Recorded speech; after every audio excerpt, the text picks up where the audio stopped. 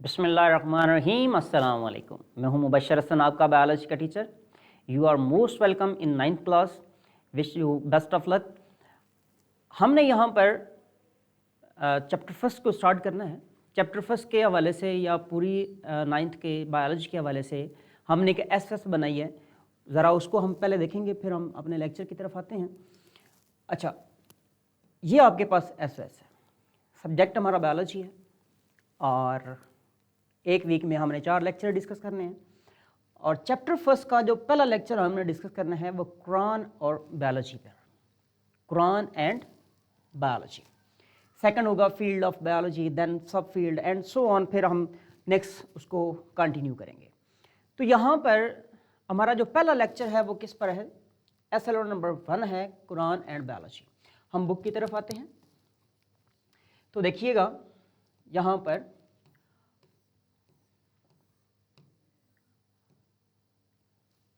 हमारा SLO number 1 है और यहाँ पर देखें तो हमारा जो पहला चैप्टर है वो है the science of biology, the science of biology.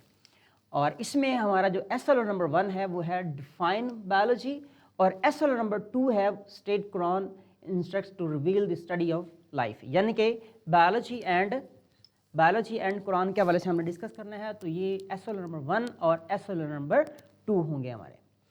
तो चलते हैं जी इसके स्टार्ट के हवाले से। तो देखते हैं जी नंबर फर्स्ट पर यहाँ पे सबसे पहले हमारे पास क्वेश्चन आता है व्हाट इज़ साइंस। साइंस के हवाले से आप देखें, आपसे भी क्वेश्चन पूछते होंगे। अभी फर्स्ट टाइम आप लोग मैट्रिक में आए हैं तो आपने साइंस ग्रुप को सेलेक्ट किया है। तो आपसे पहला सवाल किया जाएगा साइंस क्या है। तो साइंस आप में से अगर कोई मुझे बता सकता है तो ज़रूर बताएं, कमेंट सेक्शन के अंदर ज़रूर बता सकते हैं व्हाट इज़ साइंस। अच्छा, तो इसमें मैं जो बात करूंगा वो ये है, साइंस जो है वो बेसिकली क्या होती है।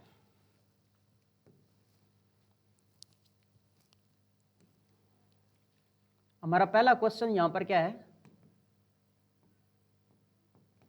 What is science. साइंस होती है कि हमारा इन्वायरमेंट है, इन्वायरमेंट से हमारा कोई भी क्वेश्चन हो सकता है और उसके हवाले से हमने जो इंफॉर्मेशन कलेक्ट करनी होती है हम उसको साइंस कहते हैं। तो पहला पॉइंट हम इसमें क्या मेंशन करेंगे,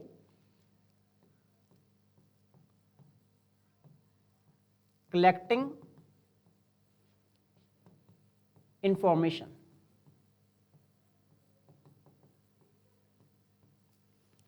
अब देखिए, आप साइंस के स्टूडेंट हैं, आपने नेचर को भी ऑब्जर्व किया होगा और आपने नेचर में सबसे ज़्यादा देखें एनिमल्स और प्लांट्स को देखा है।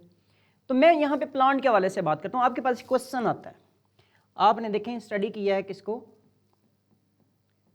प्लांट्स भी देखे हुए हैं एंड एनिमल्स भी देखे हुए हैं। हम प्लांट्स के हवाले से एक आध क्वेश्चन कर लेते हैं।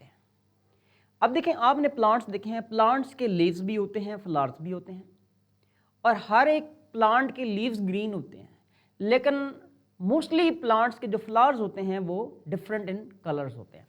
तो यहाँ पर हम देखते हैं सबसे पहला क्वेश्चन जो हमारा होगा वाई। अब देखें क्वेश्चन आ गया वाई के हवाले से। जब भी आप साइंस की बात कर रहे हो तो वाई, व्हाट, हु, मतलब ये चीज़ें इसमें आएंगी। तो हम कहते हैं वाई लीव्स आर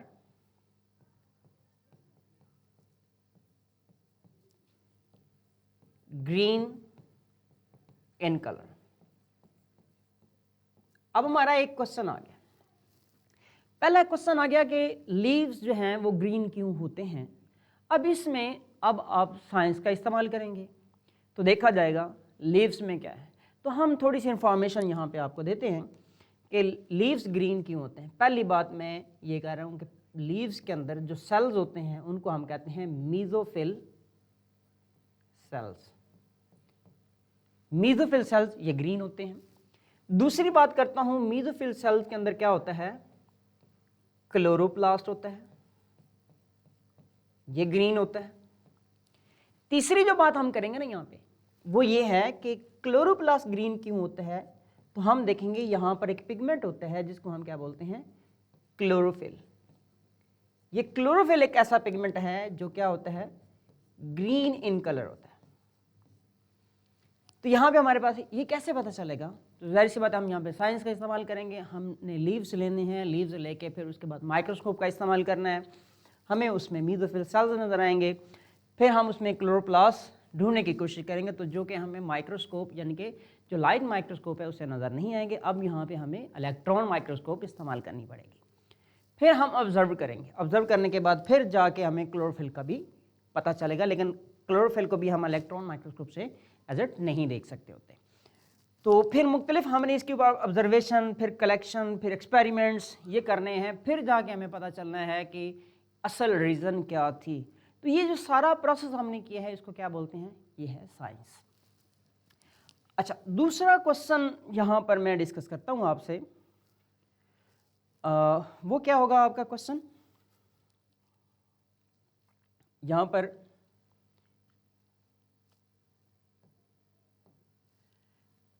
दूसरा क्वेश्चन आ जाएगा जी, क्वेश्चन नंबर 2। अब देखते हैं कि मुख्तलिफ प्लांट्स हैं, मुख्तलिफ फ्लावर्स हैं उनके, तो हम कहते हैं पहला दूसरा सवाल आएगा, why the flowers of different plant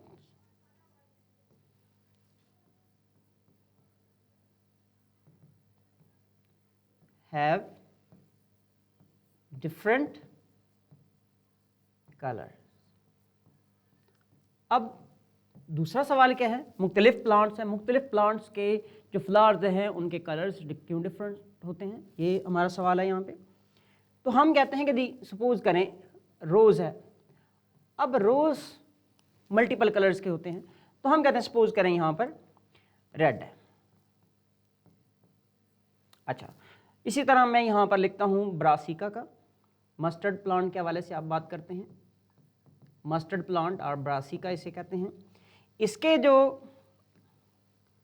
flowers होते हैं वो क्या होते हैं, येलो होते हैं। अब इसके रेड क्यों हैं, इसके येलो क्यों हैं, इसके भी एक आगे साइंस है मुकम्मल। जिस तरह आपने कहा सेल्स के अंदर क्लोरोप्लास्ट होता है, क्लोरोप्लास्ट में पिगमेंट था क्लोरोफिल जो कि ग्रीन था, तो इस तरह से वो लीव्स जो है वो ग्रीन है।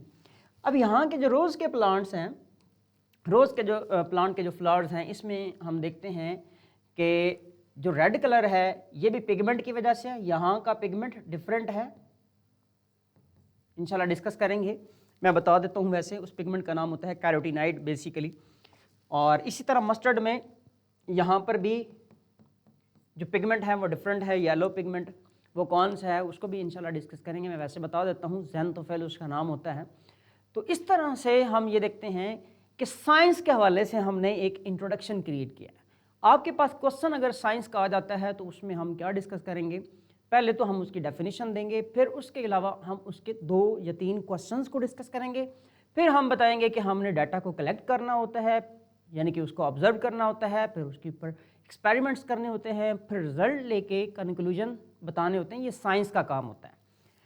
अच्छा, फिर साइंस के अंदर जो मुख्तलिफ ब्रांचेज आ जाती हैं, जैसा कि हम कहते हैं कि हमने प्लांट्स और एनिमल्स पे बात की है, तो फिर वो एक नई फील्ड आ जाती है जिसको हम बायोलॉजी कह रहे होते हैं। अब हम बेसिकली बायोलॉजी की तरफ आते हैं। अभी तक हमने साइंस को डिस्कस किया। अच्छा, अब देखते हैं जी,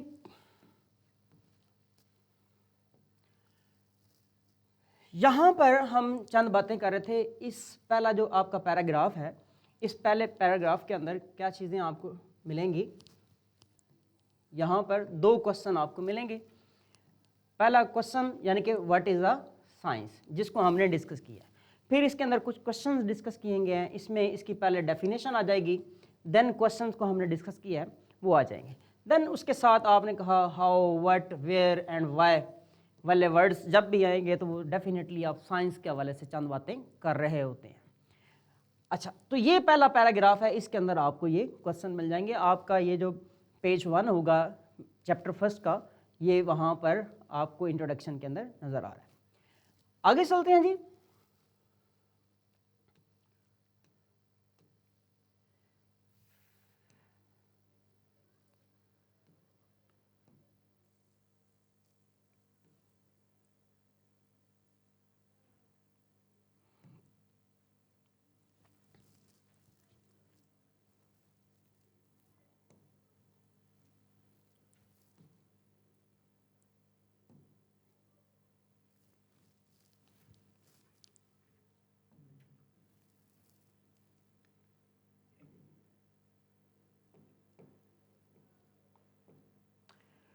यहाँ पर हम डिस्कस कर रहे थे इसको, तो ये कैसे होगा। अच्छा, अब हमारे पास यहाँ पे डेफिनेशन आ जाएगी बायोलॉजी की। Biology, biology. अब बायोलॉजी का क्वेश्चन आता है, शॉर्ट क्वेश्चन 3 मार्क्स के लिए आ जाएगा, तो जाहिर सी बात है 3 मार्क्स के लिए तो इसे कम से कम हमें 3 कंटेंट्स के अंदर लिखना पड़ेगा। आपके पास क्वेश्चन आ गया डिफाइन बायोलॉजी। तो डिफाइन बायोलॉजी का इसका मतलब ये नहीं है कि आपने सिंपली उसको डिफाइन करना है और आपको उसके पूरे मार्क्स मिल जाएंगे। मैं सबसे पहले इसको डिफाइन करता हूँ।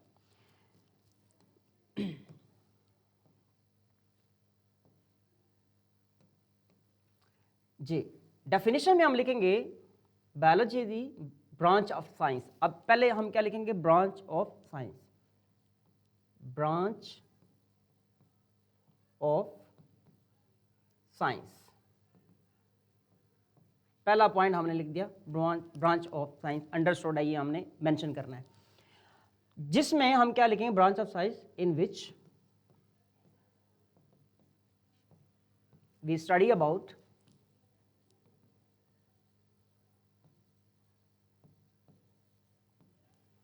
Living organism.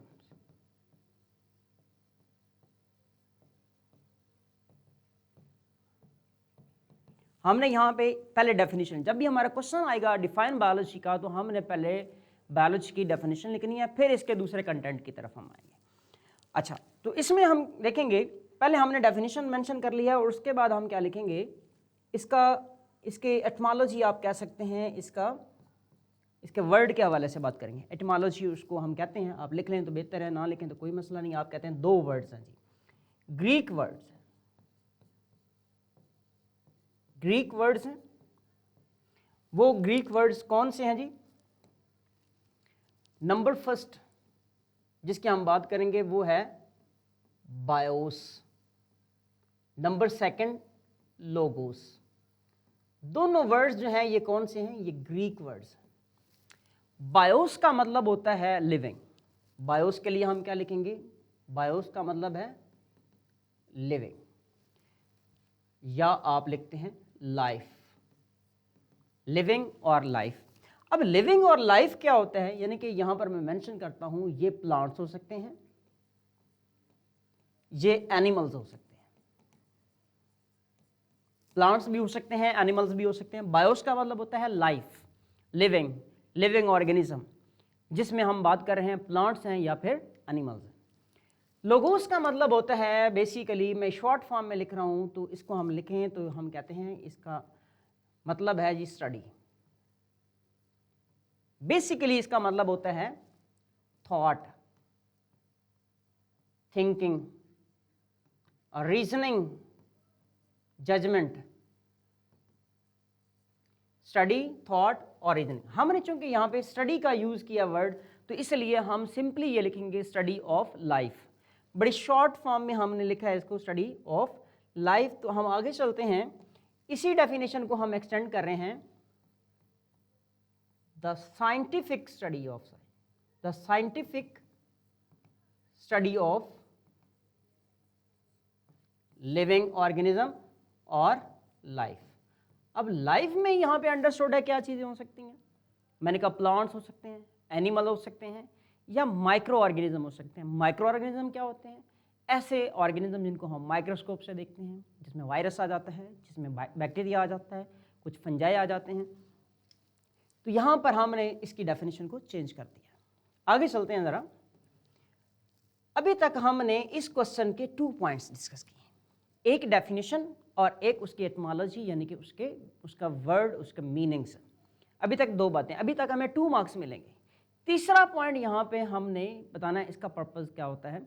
तो पर्पस के हवाले से हम ये बताते हैं कि बेसिकली जो बायोलॉजी को स्टडी करते हैं वो होते हैं बायोलॉजिस्ट। आप लोग भी आज से बायोलॉजिस्ट हैं। आप लोगों ने लिविंग ऑर्गेनिज्म को स्टडी करना है तो बायोलॉजिस्ट भी हैं आप लोग। बायोलॉजिस्ट क्या करता है, यहाँ पर देखिएगा 2 बातें हैं।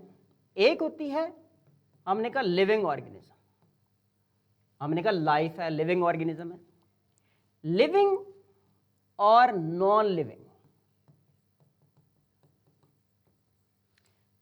जाहिर सी बात है लिविंग ने कहाँ रहना है, हम लोग कहाँ रहते हैं, घरों में रहते हैं, इन्वायरमेंट में रहते हैं। अब जो इन्वायरमेंट है उसमें नॉन लिविंग भी है, तो लिविंग और नॉन लिविंग का जो होता है इंटरेक्शन, उसकी भी स्टडी होती है। तो लिविंग नॉन लिविंग पे कैसे इफेक्ट कर रही होती है, नॉन लिविंग लिविंग पे कैसे इफेक्ट कर रही होती है।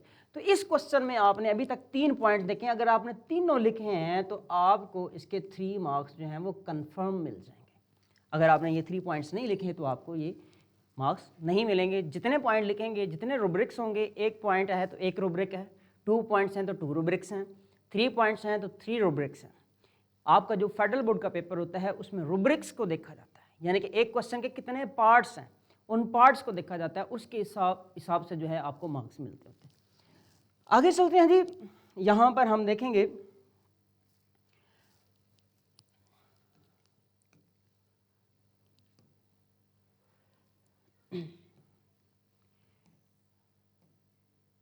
ये हमने अभी तक जो बात की है ये बायोलॉजी के हवाले से थी। अब हमने देखना है बायोलॉजी और कुरान का क्या रिलेशन है, ये हमने देखना है।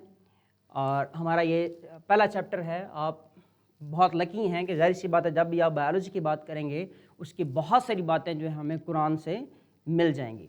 जैसा कि अब देखें, सबसे पहले जो बात लिखी गई है वो origin of life in water, यानी कि इस दुनिया में ज़िंदगी का वजूद कैसे हुआ, ज़िंदगी यानी कि लाइफ कैसे क्रिएट की गई। तो अल्लाह पाक फरमाते हैं कि मैंने जितने भी जानदार हैं, लिविंग ऑर्गेनिज्म हैं, ये पानी से बनाए। तो कुरान में देखते हैं क्या लिखा हुआ जी, वजअलना मिनल माई कुल्ला शैइन हई। ये आपके पास एक आयत जो है वो लिखी हुई है, वजअलना मिनल माई कुल्ला शैइन हई, we made everything, every living thing from water. अल्लाह पाक फरमाते हैं कि हमने हर चीज़ को, हर जानदार को पानी से बनाया। जब बायो की बात करेंगे ना तो बायोलॉजी आपको बताएगी कि लिविंग ऑर्गेनिज्म पानी से बने हैं। जैसा कि यहां पर देखें, जरा गौर कीजिएगा,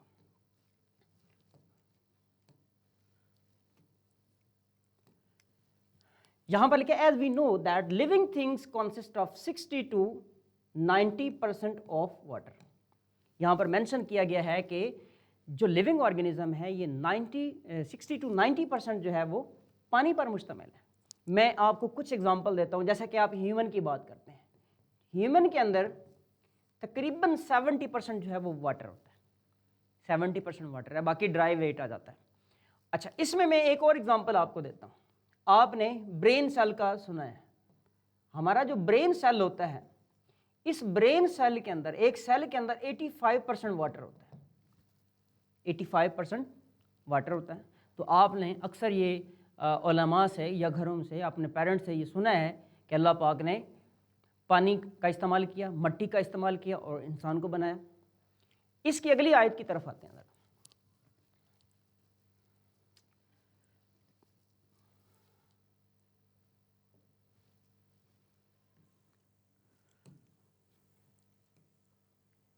क्रिएशन ऑफ मैन, इंसान को कैसे बनाया गया, क्रिएशन ऑफ मैन, अल्लाह पाक ने इंसान को कैसे बनाया, आए देखते हैं।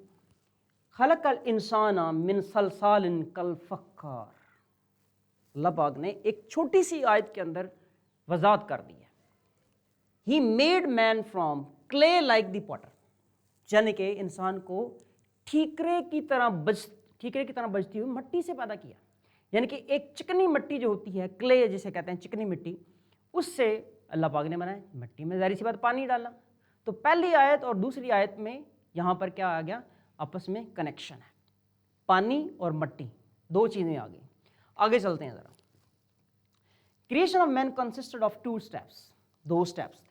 The first step was the creation from water, पहली बात पानी से पैदा किया। दूसरी बात, the second step was to mix clay with water. कभी ऐसे खुश्क मिट्टी से तो नहीं बनेगा, उस मिट्टी में पहले पानी डालना पड़ेगा, फिर उससे एक बुत बनाया गया, फिर उस बुत के अंदर अल्लाह पाक ने जान डाल दी।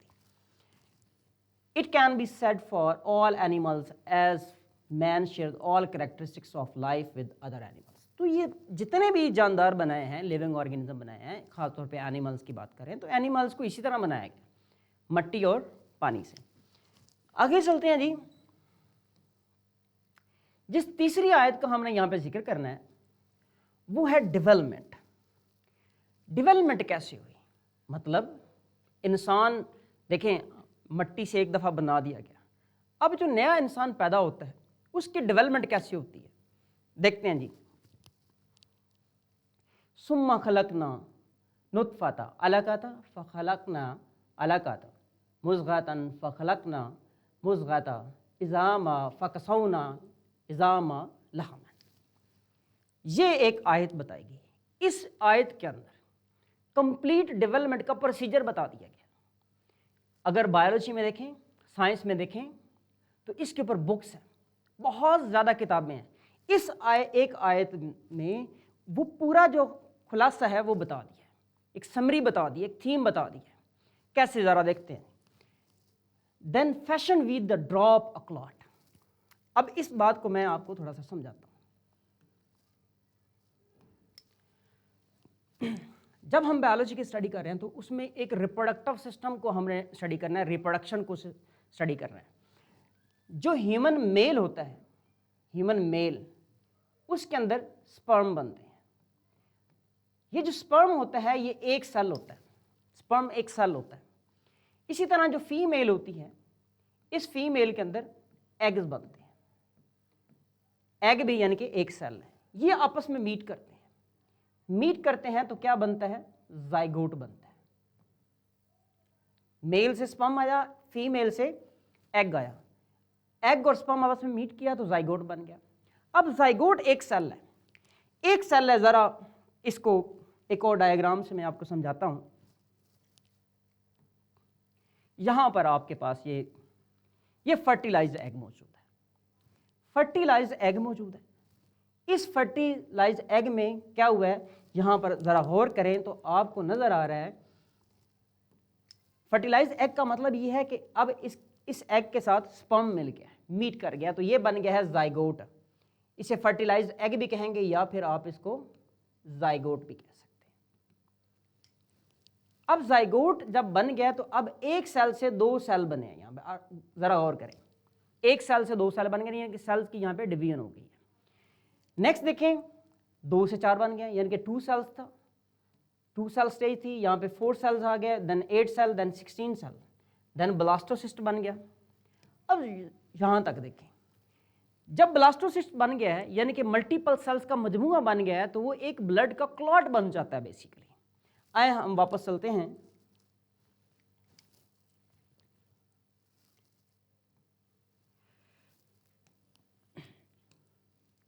जरा गौर कीजिएगा, यहाँ पे